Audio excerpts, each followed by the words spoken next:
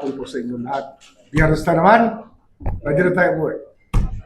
Sir, bago po tayo umuwi, pwede po ba bigyan niyo po kami ng update dun po sa naging evaluation ninyo o pakipagpulong kanina dun po sa mag-asawa kong Diskaya? Confidential ang proceedings ng witness protection pagdating dito kasi ganun talaga yun. It's in the law. We have to be very careful about what we say when we do this. Sir, but initially, meron po ba kayong mga sinabi sa kanila na mga conditions po ninyo or what do you want to get from them at the very least? Na siyempre, dalawa naman yan na wala sa batas pero given sa human nature, di ba? About our concept of justice. Unang-una, the whole truth and nothing but the truth. Ang pangalawa, in the end, there will be restitution. Sir, nung sinabi niyo po yung gusto niyo pong magbalik sila ng nakuha po nila from the budget, from sa ating po kabataan. Hindi pa namin pinag-uusapan yun. Pero na-bring up niyo po ba sa kanila? Nabanggit niyo po? I cannot answer that question without divulging details of our conversation. So, confidential pa rin. But sir, sa kanila pong mga naging kilos, naging kahit pa paano demeanor, paano po yung naging reception nila? I think they're relieved that dali akong kausap, I think that it's a relief for them to be talking to people who just want to go to the truth. Wala naman tayo ibang gusto rito. Gusto lang natin lumabas ang totoo sa bagay na ito para naman maparusahan yung dapat maparusahan. Hi sir, Gio po from the without divulging more information. Pero naging fruitful ba yung initial evaluation niyo with Sabi ko na nga, anything I say here will have to undergo the test. Confidential pa lang. Sorry. So tama lang yung question kanina niyo sa iba doon sa kasi there was a previous statement from you sir na gusto mong ipakita sana yung mga nakuha nila na pera sa mga flood control. Hindi, wala mo natin pag-usapan yan. Masyado maaga para pag-usapan yan. Pero gaano kahalaga yun sir sa initial? Hindi, ano mo naman, concept of justice ng mga taong bayan. The law was written for the people. And that is the concept of justice we all have as Filipinos. I doubt if there's anybody here who say, pag may ill-gotten wealth, mag-isole. Diba? Lahat tayo, we agree on that. I think that it's one principle that binds us together on this matter. Sir, sorry, simulan ko lang ng konti.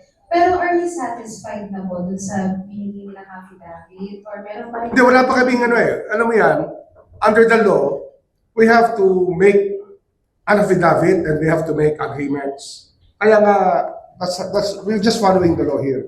Kaya wala pa tayong sasabihin mo satisfied ka rito, ito ba, ganyan na yan. Hindi pa. This is a process that we have to follow. But ano yan kaya ako feel confidential yun. Kasi nga, we have to protect them. We have to protect them. That's the first principle that we have to let out to people. That we can be trusted with any information you give us. We will not use it unless we are able to agree. Unless we are able to agree on everything. Hindi, sabi ko nga, they'll have to make a sworn statement again later on. And they'll have to have an agreement with us. Meron hong memorandum of agreement yan. Pag sila ang i-cover, at marami pa. Under the law, pagkaralan nyo yung batas. Hindi sa batas yan. Pero it's safe to say na sir na candidate na sila for the WP. Well, everybody's a potential aware. This is a process that we're transparent about in many ways. Because we want the people who want to speak to be free to speak. That we will hold everything in confidence. Hindi natin gagamitin yan. Anything that we talked about earlier, hindi namin gagamitin yan pag hindi kami nagkasundo. It will be treated in confidence. Sir, for the record, dun sa gesture nila kanina, nasasabi niyo cooperative yung mga Discayas? I think that they're really looking for a solution to their problems. Sir, how long do you think this evaluation process will take? Marami pa sir, I have to consult with some of the researchers who are deep into the subject matter already. We will have to get more background questions that we will need. Ano yan it's a process talaga. Kailangan talaga ano natin ang gusto. nag-reach out po ba sa inyo si Senator Marcoleta regarding the meeting? Hindi, we were together yesterday. In fact, I spoke to Curly Discaya in front of Senator Marcoleta. Ano po sir yung, if you can share, ano po yung, No naman, sabi ko nga, we were willing to evaluate. That's it. Yun, it's a process. Wala naman dyan instant, walang instant dito. Sir, yung Diskaya, yung nag-initiate na they want to go here po ngayon. Hindi, ano yan, I asked the Senate President to make him available for our panel to talk to. Kasi this is the thing that when these things happen, I need a panel of people to be there so that we can record, not really record, but note the different things that have to be noted. Sir, kanina ba parang ready na silang mag-tell on? Ano pa yan? Marami pa. Kasi, ano yan eh, meron kasi art and science yan eh. Asking questions and getting the answers that have to be elicited for it to be considered worthy of witness protection. Sir, may iba pa po bang nagparamdam o lumapit po sa inyo na nais pong magpa-evaluate? Marami na meron na napaparandam na iba pa. We will get them one by one to talk to us. Kasi nga, ano yan eh, this law was created in 1991 precisely because of the need for justice to prevail in our country. 1991 pa itong batas na to eh. So, many people know that witness protection is hard to come by. Hindi naman talaga ganun kadali yan. Kasi nakakatakot kayo ng testigo pag ang kalaban mo may capability na makasakit ng tao. Diba? Mahirap yan eh. It's something that you really will seek out witness protection because there is a need for it. Kaya kami, we're doing our role, we're following the law, and we cannot divulge details about the conversations that we had or the conversation that we had this morning.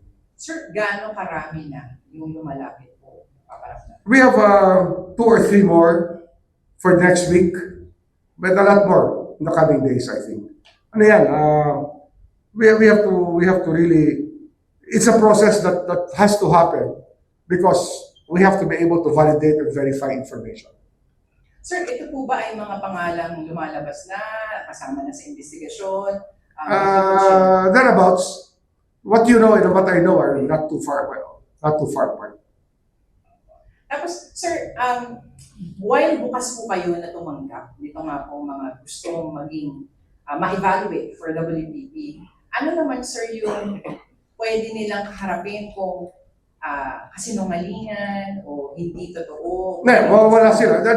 Pagka nasa program ka na and hindi ka tumupad sa usapan, they can be liable for perjury. And perjury is actually a very serious crime. You cannot take it lightly. sir, balikan ko lang po yung Tito 4 na possible next week. Part po ba sila ng top 50 construction firms? Hindi lahat. Merong isa yata na kasama rin sa top 15. Pero meron din hindi kasama. Sir, taga-DPWH po ba? Meron kaming gustong kunin sa DPWH. Pero wala pa. We will have, I will still coordinate with the Blue Ribbon Committee on this matter. Kasi syempre we have to help each other because the great pains that Senator Lacson has gone through to research about the subject matter, we have to respect that. And we have to take the cue from them on how to go about this matter. We cannot just take over and say, mali kayo, kami tama. Hindi po ganun to. It's one branch of the government helping another and trying to go through a process so that we can have our goal fulfilled. And our goal is to fight corruption. Secretary, batay po sa naging pag-uusap niyo kanina, masasabi na ba natin credible witness ang mga Diskaya? I cannot comment on that. We have to wait for the process to finish. We have to wait for the process to finish. Sir, hindi ibig sabihin papasok sila sa WP, magiging witness na sila. Kaya nga, proseso to eh. Evaluation pa to. Marami pa itong pagdadaanan. Hindi ito instant conversation and instant decision. Marami pang kailangan konsultahin dito. We have to respect the Blue Ribbon Committee. Sila nauna rito eh. Kaya we have to consult them also on certain matters. And we have to ask them to guide us through. Kasi meron silang research na hindi pa available sa amin, hahanapin pa namin yan, hihingin pa namin sa kanila. Sir, In fact, I intend to ask one of the staff, one of the officials of the Blue Ribbon Committee chairman to help us, to guide us through, because they did the research already. sir, kapag nasa WPP na, ano po yung proseso? Ano po yan? Yun nga, kailangan nga magkaroon ng memorandum of agreement with us. And they will have to execute a sworn statement detailing everything that transpired and what they're testifying to. Sir, for the disguise, And of course, yung commission, we have to coordinate with the ICI on this matter para hindi mag-double up ang efforts, para hindi masasayang ang oras. What we have, we will share with them. This is a many-pronged approach to solve one problem. so sir, ano na po yung next step ngayon after yung makapag-usap? May susunod pa po ba kayong pag-uusapan? Meron pa. We will arrange it with the Senate President and the Blue Ribbon Committee Chairman. Kailangan talaga yan, meron talagang coordination natin bagay. Sir, on a related issue. Sir, today nag-file po ang NBI ng mga reklamo against contractor in a project related to flood control. Ano pong pinapakita po nito doon po sa ating pong investigasyon patungkol sa mga maanomalyang mga proyekto? I-evaluate natin yan, but we will have to look at the jurisdictional matters first. Papa-evaluate din natin yan sa ating office, the people in the leadership. Kasi nga, we have a MOA with the Ombudsman. We cannot prosecute everything. The Ombudsman is the lead when it comes to graft and corruption. Republic Act 3019 and other laws are usually lodged talaga with the Ombudsman. But the memorandum of agreement that stands between the Ombudsman, Office of the Ombudsman and the Department of Justice is still there. So we will have to coordinate that. We will again do preliminary matters, and if they tell us, please turn over all the matters, all the information to us, we will do that. Kasi sila talaga ang lead dyan. Pero sir, paano po kung yung inireklamo ay isang gusto rin naman pong mapailalim sa ating pong WPP? And ano yan ang WPP nga has that power under the law to even exclude you from prosecution. If your testimony is so necessary that there's no other way to prove it, pwede ka i-exempt from prosecution. You don't have to be discharged as a state witness. From the very beginning, pwede ka na maging witness ng prosecution. Yan ang effect ng WPP na mahalaga.